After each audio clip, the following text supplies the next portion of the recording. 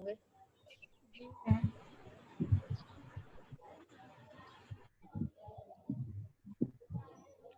अच्छा बच्चों, हम लोग लास्ट क्लास में पढ़ रहे थे कि हमारे जो डिफरेंट हेल्थ से रिलेटेड सोशल इश्यूज हैं या बहुत सी जो हेल्थ से रिलेटेड प्रॉब्लम्स है या सोशली वो बहुत ज्यादा अफेक्ट कर रही हैं लोगों को। उनमें हम लोगों ने सबसे पहले जो दो मोस्ट इंपॉर्टेंट पढ़ी थी, उनमें फर्स्ट वन थी obesity and the second one थी स्ट्रेस।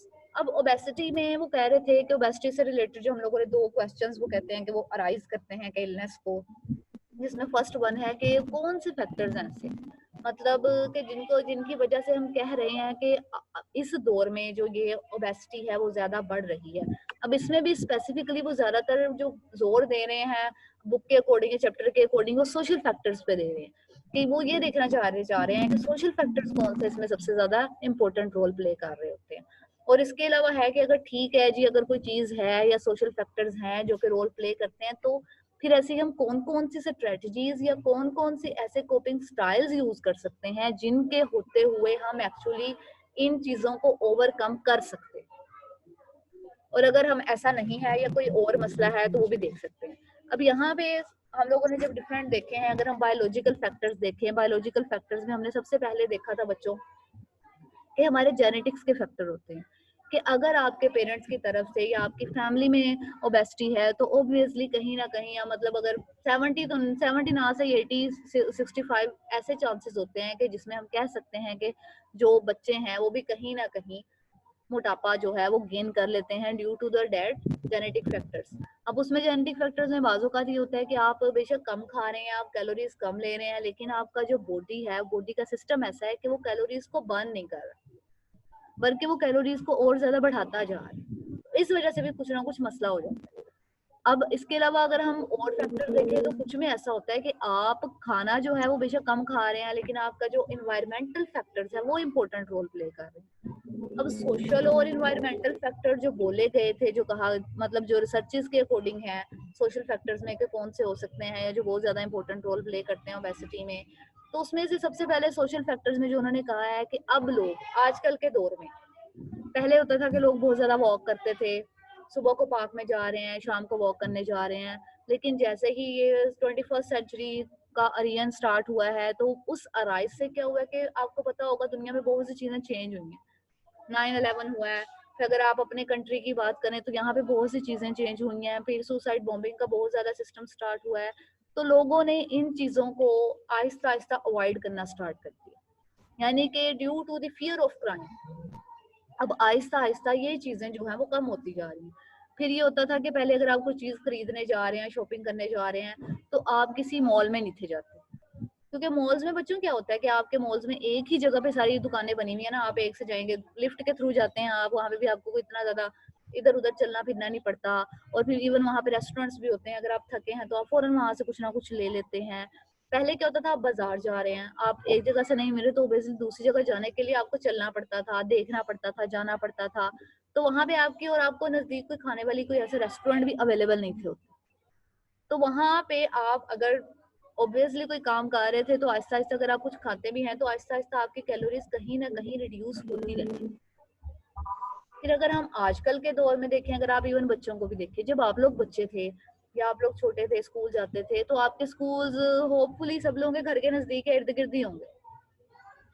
आप पैदल जाते होंगे, वहां पे आप ब्रेक में खेलते होंगे या सारा सिस्टम होगा। लेकिन अब आपने देखा होगा आहिस्ता आहिस्ता हमारी कम्युनिटी में ये रुझान कम हो रहा है, ये ट्रेंड कम होता जा रहा है कि वो लोग मोहल्ले के या इर्द गिर्द के स्कूलों में बच्चों को भेजें। अब बच्चों को भेजा जाता है दूर के स्कूल में, वो हाई फाई होते हैं, जैसे भी होते हैं, वो ऑब्वियसली उनकी मर्जी है, ये आप अफोर्ड कर सकते हैं। लेकिन वहां जाने के लिए बच्चों के जो भेजे, फिर आपके पास कोई ना कोई पिक एंड ड्रॉप होता है।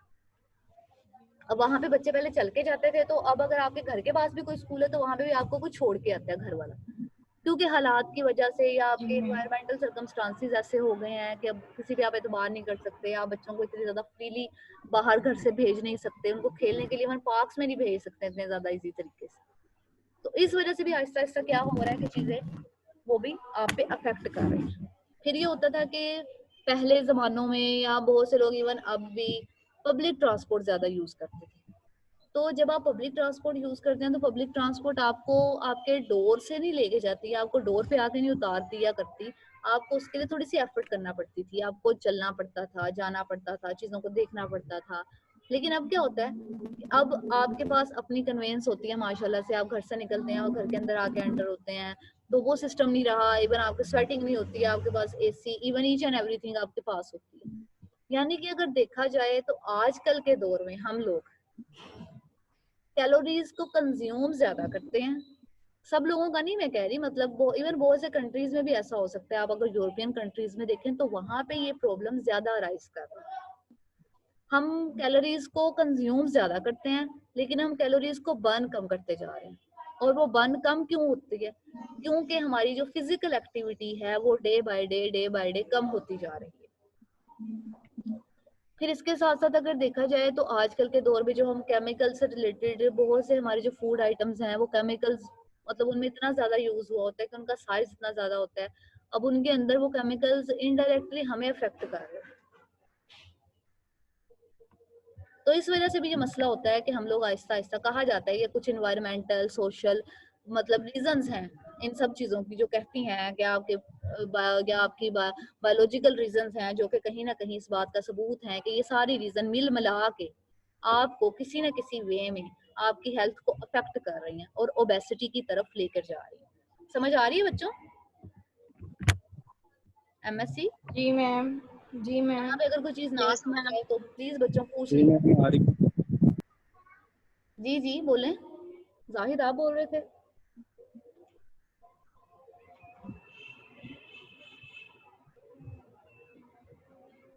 अच्छा बच्चों, नहीं मैम, शायद वो नहीं मुझे बोला। लगा शायद जाहिद बोलने वो कुछ पूछ रहा था। अच्छा बच्चों, इसके अलावा अगर हम डिफरेंट और सोशल फैक्टर्स को देखें तो एक और सोशल फैक्टर ये है कि आप लोगों ने या हम लोगों ने आजकल जो मीडिया पे किसी भी फूड आइटम से रिलेटेड कोई कंपेन आ रही होती है, या इवन बहुत से जो फूड चेन्स वाले हैं वो अपना कोई नया सिस्टम या कोई नई डिलीवरी स्टार्ट करते हैं, तो आपको फौरन से पता चल रही होती है कि उनके डील्स के बारे में आपको चीजें पता चल रही होती हैं। तो इस वजह से भी हमारे अंदर ये रुझान अब ज्यादा होने लग गया है कि हम लोग बाहर की चीजों को ज्यादा प्रेफरेंस दे रहे होते हैं। फिर इसके बाद ये है कि पहले क्या होता था कि आप अगर मतलब हम लोगों ने अब खाना खाने के बाद, हम लोग खाना खाने का कोई टाइम नहीं है हमारा सेट।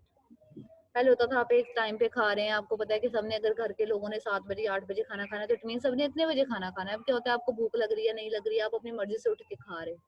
या आपको पता है कि चलो अगर घर में नहीं मिलेगा तो आप कोई ना कोई ऑर्डर कर देंगे, तो वो ऑर्डर आपको रात के 12 बजे तक भी मिल जाएगा, 1 बजे तक भी मिल जाएगा। यानी कि हमारी जो टाइमिंग है ना, खाने की टाइमिंग भी वो भी चेंज होती जा रही है। और हमारे खाने की टाइमिंग्स भी इवन बच्चों हमारे जो मेटाबॉलिक प्रोसेसेस हैं उन पे अफेक्ट कर रही है। आप अगर एक गलत टाइम पे खा रहे हैं तो ऑब्वियसली उसकी आपका मेटाबॉलिज्म जो भी है वो उसके अगेंस्ट और तरह की चीजें जो हैं प्रोड्यूस कर रहा होता है। फिर इसके अलावा देखा जाए कि ओबेसिटी हमारे लिए एक स्ट्रेसफुल चीज किस तरह से बन सकती है या काम कर सकती है साइकोलॉजिकली देखा जाए, तो आजकल मतलब अराउंड द ग्लोब यही समझा जाता है कि जो पर्सन जो थिननेस है आपकी, उसको एक ब्यूटी माना जाता है। कि अगर आप स्मार्ट हैं, थिन हैं, स्किनी हैं तो इट मीन्स कि आप ब्यूटीफुल हैं। और अगर आप थोड़े से फैटी हैं या आप थोड़े से मतलब इतने ज्यादा अगर मतलब मोटे भी नहीं है लेकिन आपको लग रहा है, लेकिन आप दूसरों के साथ अपने आप को अपना कंपैरिजन कर रहे हैं, तो आपको लग रहा है कि आप बहुत ज्यादा मोटे हो गए हैं या आपने बहुत ज्यादा वेट गेन कर लिया है, तो वो चीज भी साइकोलॉजिकली आप पे इतनी ज्यादा अफेक्ट कर रही होती है कि बाज़ औक़ात हम स्ट्रेस के अगेन, जब हम स्ट्रेस होकर कोई चीज खाते हैं या स्ट्रेसफुल कंडीशन में कुछ चीज खाते हैं, तो वो भी इनडायरेक्टली हमारे मेटाबॉलिज्म पे अफेक्ट कर रही होती है। हम ठीक से उस चीज को डाइजेस्ट नहीं कर पा रहे होते, हम ठीक से उन कैलोरीज को अपने बॉडी में बर्न नहीं कर पा रहे होते, जिसकी वजह से वो भी आपके लिए प्रॉब्लम्स क्रिएट कर देते हैं। तो ये सारे सोशल फैक्टर्स थे जो अराउंड द ग्लोब तकरीबन आप कह सकते हैं कि बहुत सी जो हमारी डेवलप्ड कंट्रीज हैं, इवन अंडर डेवलपिंग कंट्रीज हैं और डेवलपिंग कंट्रीज है, वहां पे लोगों को फेस करनी पड़ती है। तो जब, और ये ज्यादातर चीजें आपने देखा होगा यूरोपियन सोसाइटी इसको ज्यादा फेस करती है। तो जब, तो यूरोप में ऐसी बहुत सी इवन बच्चों आप कह सकते हैं कि कंपेन्स भी चली थी जिसमें कहा जाता था कि वहां पे होता है कि स्कूल्स में बच्चों को बकायदा खाना जो है वो दिया जाता है। तो वहां पे उन्होंने ये कंपेन स्टार्ट की थी कि हम बच्चों को स्कूल्स में हेल्दी फूड देंगे, उन्हें फ्रूट्स देंगे और वो ऐसे फ्रूट्स होंगे जो कि ऑर्गेनिक हों, अब ऑर्गेनिक फ्रूट्स का मतलब ये होता है कि ऐसे फ्रूट्स या ऐसे फ्रूट जो इस तरह से उगाए जाएं या इस तरह से ग्रो किए जाएं जिनकी ग्रोथ में हम केमिकल्स का कम से कम यूज करें। क्योंकि जब आपके बच्चे या बच्चे जो हैं वो एक हेल्दी फूड खाएंगे तो ऑब्वियसली वो एक हेल्दी ह्यूमन बीइंग बनेंगे। हेल्दी ह्यूमन बीइंग बनेंगे तो आहिस्ता आहिस्ता आपकी अगर फिजिकल हेल्थ अच्छी है तो ऑब्वियसली आपकी मेंटल हेल्थ भी उसके अगेंस्ट ज्यादा अच्छी होती जाती है। और अगर आपकी फिजिकल हेल्थ ही भी अच्छी नहीं है तो वो आप कभी भी ये नहीं कह सकते कि आपकी मेंटल हेल्थ भी अच्छी है।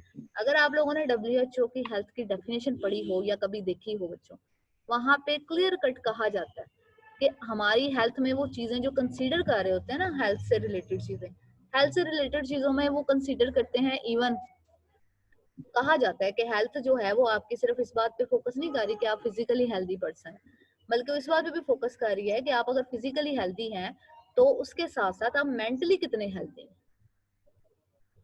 जैसे हम लोगों ने फिर इस तरह डिफरेंट ओबेसिटी के जो फैक्ट्स पढ़े थे कि अगर आप ठीक है, अगर आप ओबेसिटी आ रही है और वो बहुत ज्यादा प्रॉब्लमेटिक है तो उससे रिलेटेड भी क्या होता है, कार्डियोवैस्कुलर डिजीजेस का सामना करना पड़ता है आपको, आर्थराइटिस बहुत ज्यादा फेस करना पड़ता है, कैंसर के चांसेस बढ़ने लग जाते हैं, आपका जो स्लीप से रिलेटेड है मतलब आपकी जो नींद है वो खराब होने लग जाती है, इनफर्टिलिटी ज्यादा बढ़ने लग जाती है, आपके मन साइकोलॉजिकल और साइको सोशल प्रॉब्लम्स इंक्रीज करते जाते हैं। और इन सब प्रॉब्लम्स की वजह से वो पर्सन जो है वो ज्यादा अफेक्ट हो रहा होता है। ठीक है बच्चों, समझ आ रही है? Yes ma'am. जी मैम आ रही है। यहाँ तक तो था बच्चों हेल्थ से रिलेटेड, फिजिकल हेल्थ से रिलेटेड जो चीजें थी, यानी कि ओबेसिटी उस दौर में आप ये कह लें कि 21st सेंचुरी में, ये जब तक अभी तक ये कोरोना नहीं आया था तो उससे पहले ये एक सबसे ज्यादा प्रॉब्लमेटिक चीज मानी जाती थी।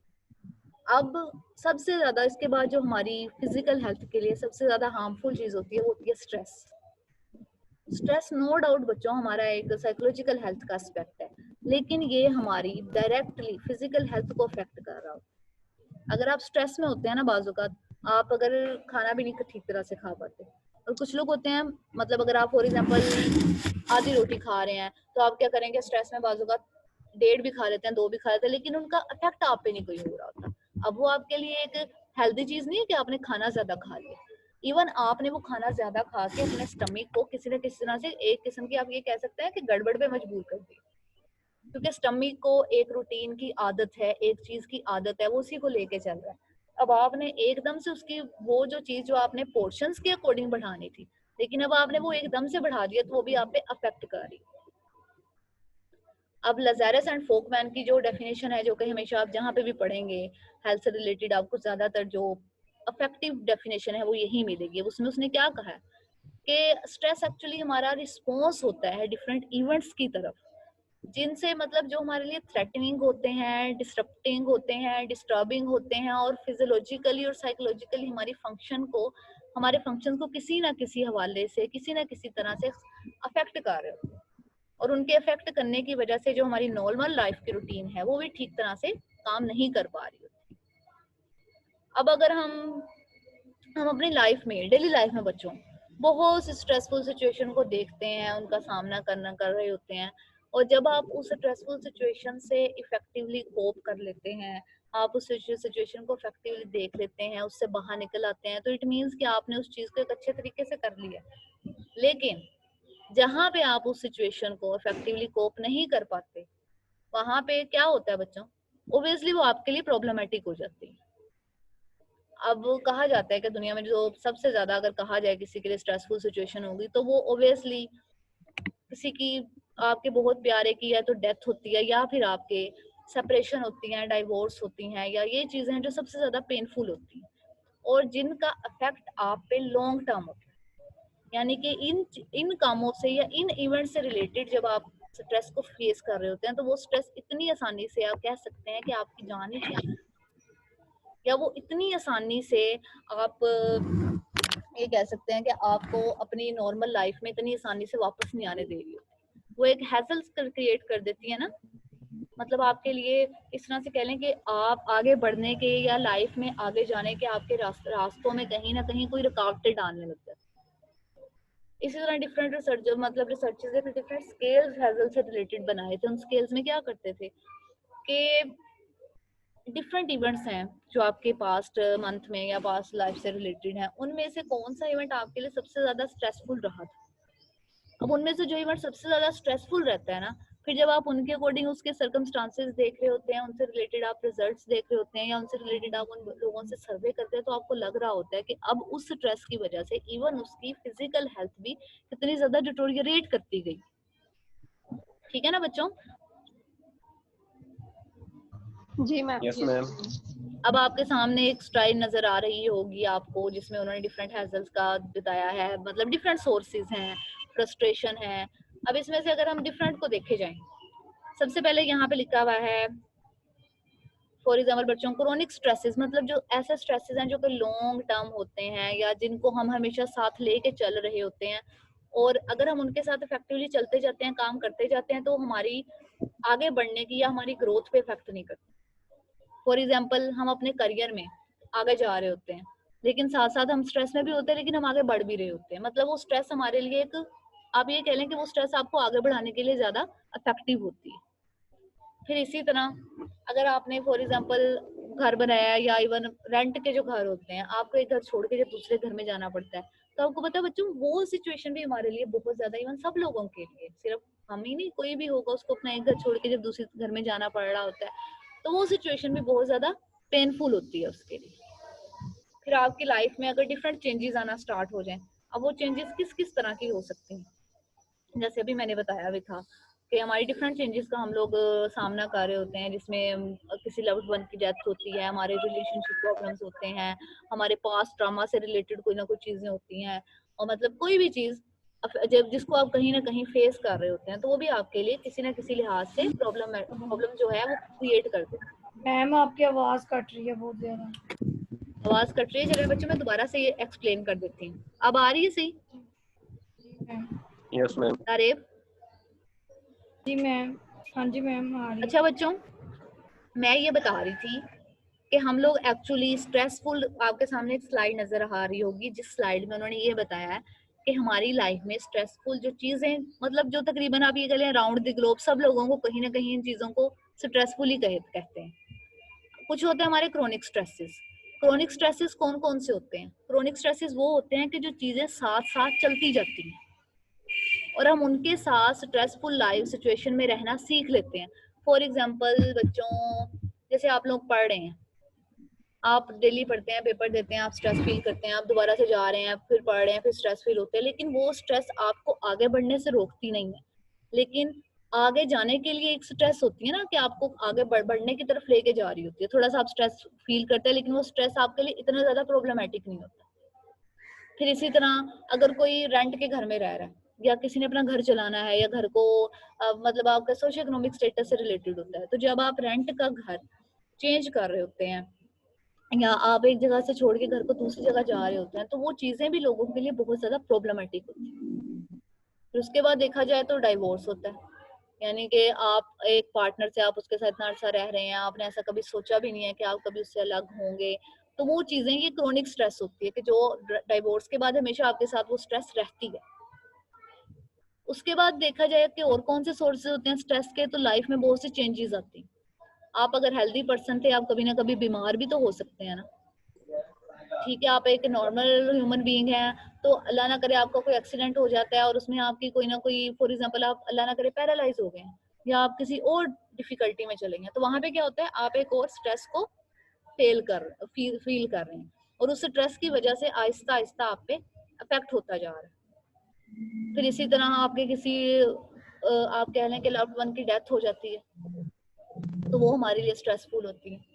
उसके बाद उन्होंने लिखा था कि और हैजल जो होते हैं, हैजल्स क्या होते हैं कि वो चीजें जिनको हम अपने प्यारों से रिलेटेड, जो हमारी प्रॉब्लम्स होती हैं, जो पास्ट से रिलेटेड होती हैं किसी ना किसी तरह से, हमारे रिलेशनशिप प्रॉब्लम्स होते हैं अपने बहन भाइयों के साथ, दोस्तों के साथ, आपके अपने कोलीग्स के साथ होते हैं, आपके अपने पार्टनर के साथ होते हैं।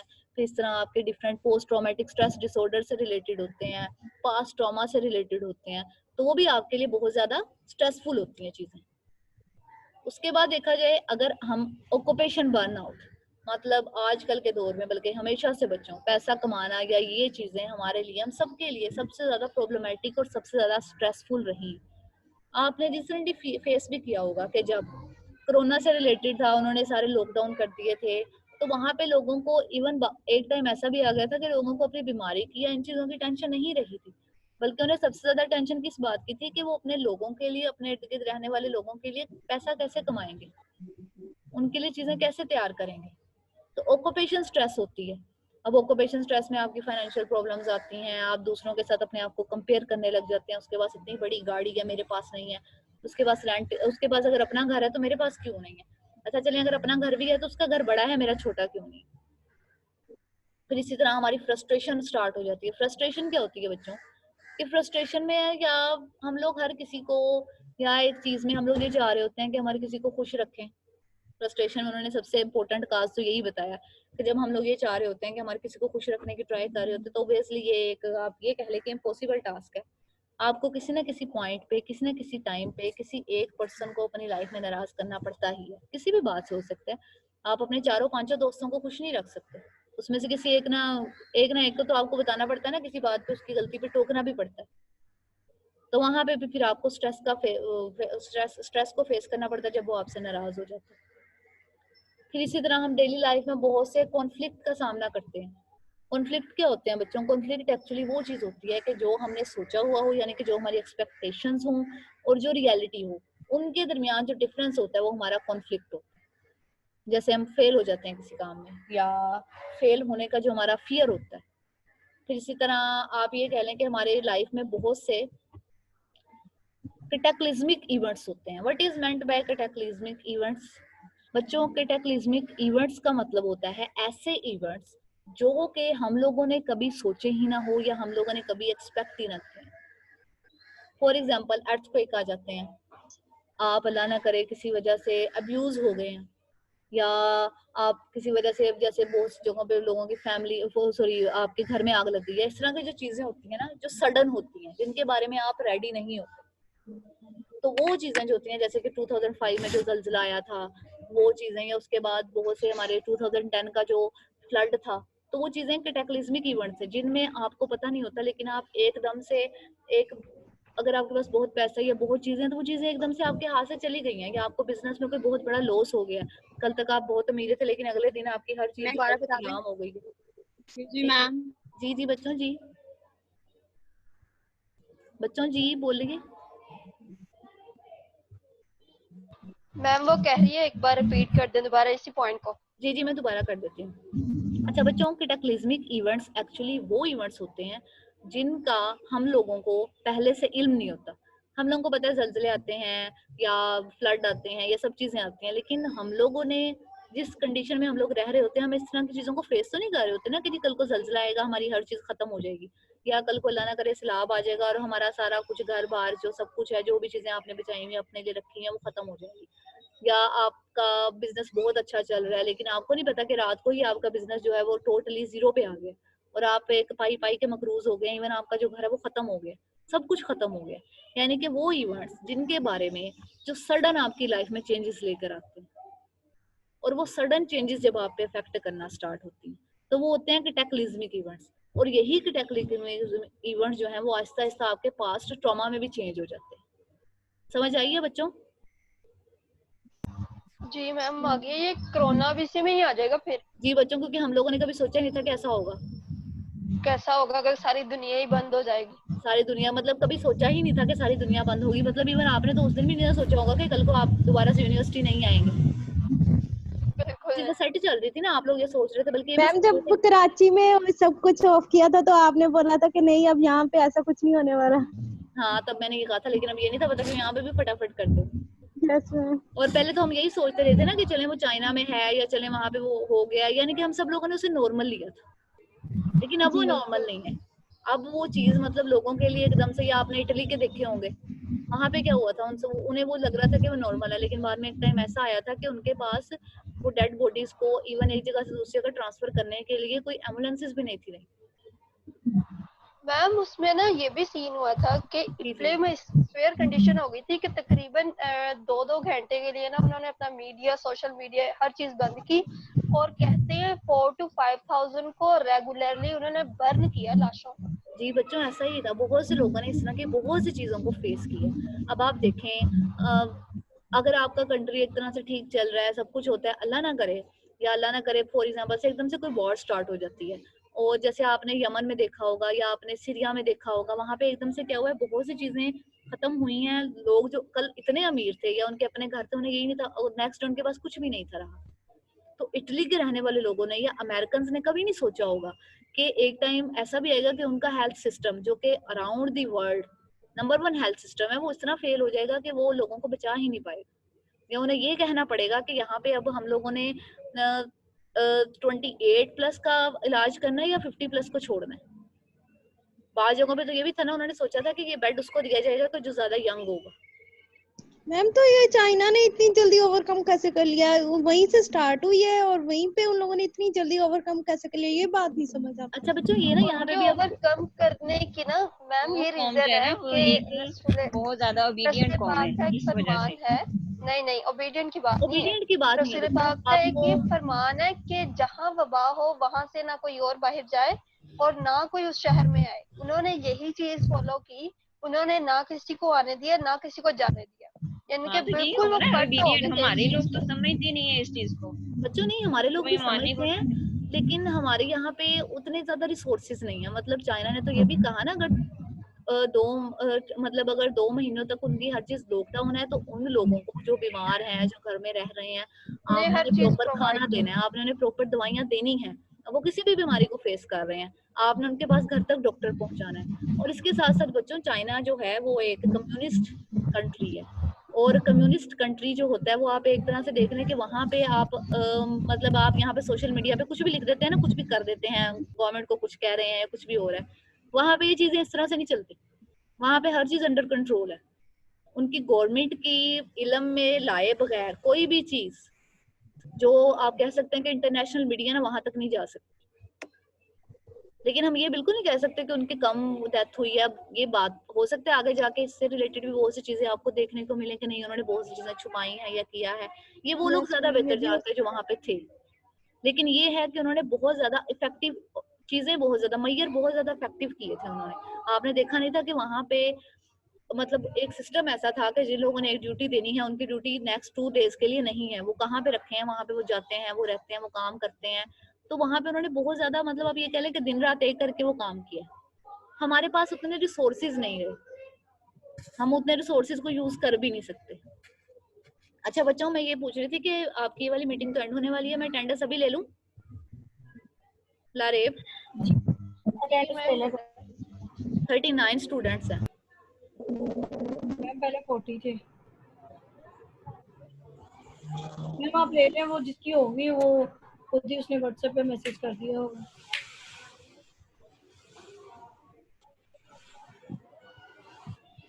कोरोना हुआ, खांसी भी फैल गई।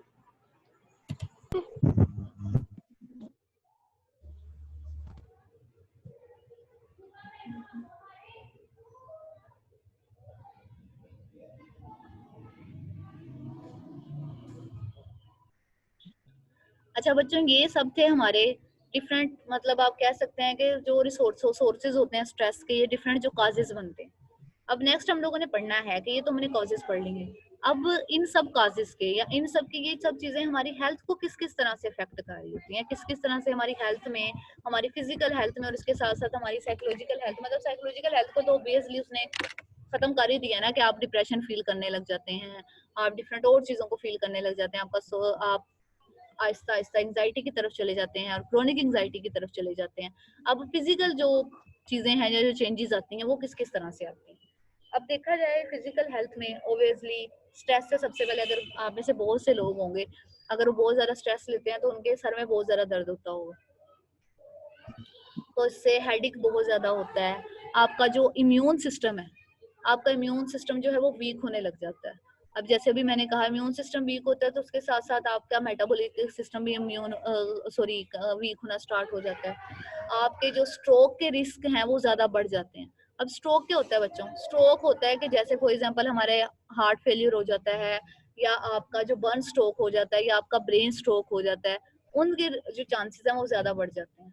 फिर आपकी जो डिजीज, यानी कि इम्यून सिस्टम आपका वीक हुआ है तो ऑटोमेटिक कोई भी डिजीजेज हैं जी, वो आपको फौरन से लगना स्टार्ट हो जाती है। आप आहिस्ता आहिस्ता ओबेसिटी की तरफ चले जाते हैं, कैंसर के रिस्क ज्यादा बढ़ जाते हैं। मतलब बहुत सी, जितनी भी आप कह लें कि आपके जो फिजिकल डिजीजेज है, अस्थमा है, क्योंकि एस्थमा का एक खास, बल्कि ये लिखा भी होता है जब आप एस्थमा से रिलेटेड कुछ भी पढ़ेंगे या कभी रिसर्चेस में देखें, स्ट्रेस रिलेटेड एस्थमा, कि कोई स्ट्रेस हुई है तो आहिस्ता आहिस्ता जी उनका सांस उखड़ने लग जाता है। फिर इसी तरह हार्ट अटैक है, जो आपका रिस्क है वो ज्यादा बढ़ जाएगा, आपका एसिड की रिफ्लक्स ज्यादा होने लग जाती है, ब्लड प्रेशर ज्यादा होने लग जाता है, अनहैप्पीनेस स्टार्ट हो जाती है, इरेक्टाइल डिसफंक्शनिंग स्टार्ट हो जाती है, फर्टिलिटी के प्रॉब्लम्स आना स्टार्ट हो जाते हैं। यानी कि आपका जब इम्यून सिस्टम आपका वीक है ना, तो आप सोच लें कि हर तरह की जो भी डिजीजेस हैं, आप एक तरह से उसके लिए, आप ये कह लें कि आप उसके लिए एक बहुत ज्यादा अच्छे होस्ट का किरदार अदा कर रहे हैं आपका बॉडी, कि आप जितने ज्यादा स्ट्रेस में रहते हैं उतने ही ज्यादा बीमार रहते हैं। आप अगर अपने इर्द गिर्द देखें, आपके घर में या आपके रिलेटिव्स में या आपके फ्रेंड्स में कोई ऐसा पर्सन हो कि जो बहुत ज्यादा बीमार रहता हो और चीजों को भी बहुत ज्यादा सोचता हो,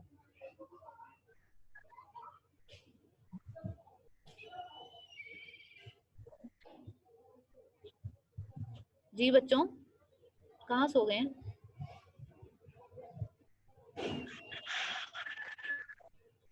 जी मैम। एमएससी मैं आपसे पूछ रही हूँ।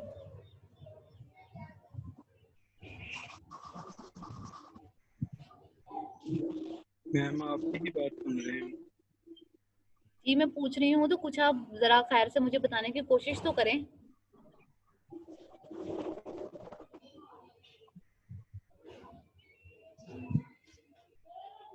मैम फिर वो स्ट्रेस की वजह से उनकी खाने पीने की आदत चेंज होने लग जाती हैं, फिर वो आस्ता आस्ता ओबेसिटी की तरफ जाने लगते हैं, फिर उस ओबेसिटी की वजह से उसे डिफरेंट डिजीज, हार्ट की, इस तरह जो आपने डिफरेंट बीपी की, इस तरह की आस्ता आस्ता डिजीज में वो इसका शिकार होने लग जाते हैं। जी बच्चों मैं यहाँ पे ये समझ रही हूँ, आपको समझ आ रही है ना? यस थोड़ा मैम। इतने चुप करके बैठे, मुझे जरा से समझ ही नहीं आ रही।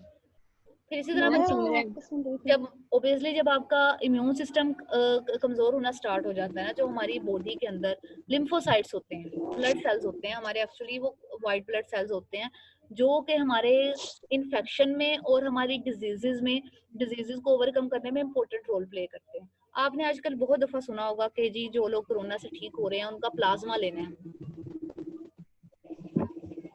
सुना है ना कि वो अपना प्लाज्मा जो है वो यस मैम, प्लाज्मा डोनेट करें, तो उस प्लाज्मा की वजह से हम एक्चुअली उनके अंदर इस तरह का इम्यूनिटी सिस्टम जो है उनका बढ़ा देंगे। तो वो लिम्फोसाइट्स ही होते हैं जिनमें से वो मतलब कि वो वाइट ब्लड सेल्स होते हैं जो कि हमारे इन्फेक्शियस डिजीजेस में इंपॉर्टेंट रोल प्ले करते हैं कि उनको हमने किस तरह से ओवरकम करना। ठीक है बच्चों? जी मैम।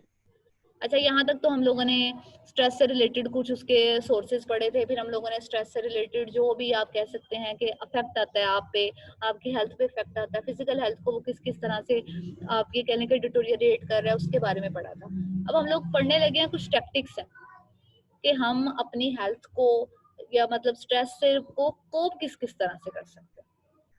अब क्योंकि हम लोग सोशल साइकोलॉजी के बारे में पढ़ रहे हैं, तो यहाँ पे अगर सोशल साइकोलॉजी को के लिहाज से सिर्फ अगर देखा जाए तो सबसे इम्पोर्टेंट फैक्टर जो है, जो कहा जाता है कि जिस स्ट्रेस को वो सबसे ज्यादा इम्पोर्टेंट या सबसे ज्यादा सिग्निफिकेंटली ओवरकम करता है, वो होता है बच्चों हमारा सोशल सपोर्ट नेटवर्क।